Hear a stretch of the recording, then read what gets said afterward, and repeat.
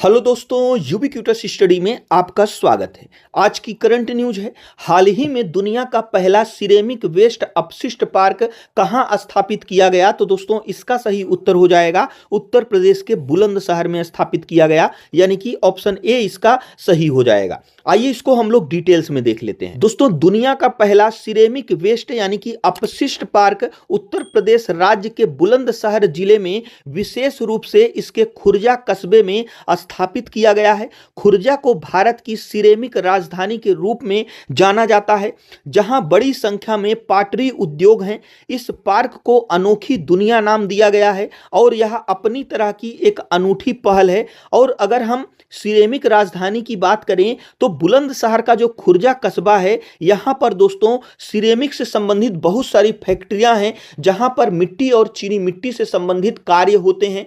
तो इसके जो वेस्ट बचते हैं, यानी कि जो कप वगैरह बनते हैं, सुराही वगैरह, उसके जो वेस्ट बनते हैं, उसी से संबंधित दोस्तों एक पार्क बनाया गया है, जहां पर उस पार्क की सुंदरता को बढ़ाने के लिए इसी जो अपशिष्ट सिरेमिक वेस्ट जो बचते हैं, उनका इसी पार्क में जो है इस्तेमाल किया जा रहा है। और अगर हम सिरेमिक वेस्ट की बात करें, यह क्या होता है? यह मिट्टी या चीनी मिट्टी के उत्पादों जैसे टूटे हुए कप, प्लेट, टाइल्स, पाटरी और अन्य बर्तनों के टुकड़ों को कहते हैं। यह औद्योगिक अपशिष्ट सिरेमिक फैक्ट्रियों से निकलता है, जो कठोर और अजैव अपघटनीय यानी कि नॉन बायोडिग्रेडेबल होने के कारण पर्यावरण के लिए एक बड़ी चुनौती होता है। इसका उपयोग अब वेस्ट टू आर्ट परियोजनाओं में किया जा रहा है। यानी कि जो दोस्तों सिरेमिक वेस्ट निकलते हैं, वह दोस्तों पर्यावरण के लिए बहुत ही नुकसानदायक होते हैं। यह मिट्टी में जो है सही से मिल नहीं पाते हैं, इसीलिए इसको अजैव अपघटनीय कहते हैं।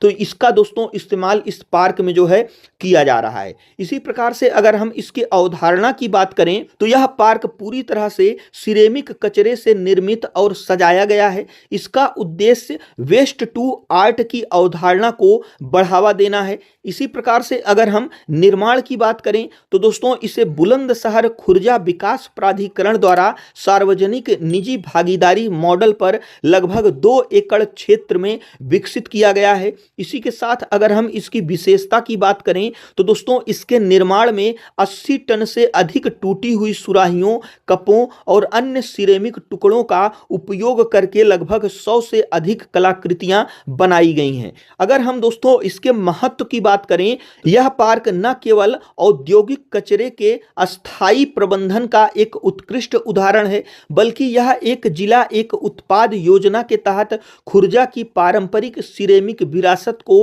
वैश्विक मंच पर भी पहचान दिलाता है। इसी प्रकार से अगर हम एक जिला एक उत्पाद की बात करें, यह क्या है? तो यह उत्तर प्रदेश सरकार की एक प्रमुख पहल है। इसका उद्देश्य राज्य के प्रत्येक जिले के एक विशिष्ट स्वदेशी उत्पाद जैसे शिल्प, कला या खाद्य प्रसंस्करण को चुनना, उसे बढ़ावा देना और उसे राष्ट्रीय तथा अंतर्राष्ट्रीय पहचान दिलाना है।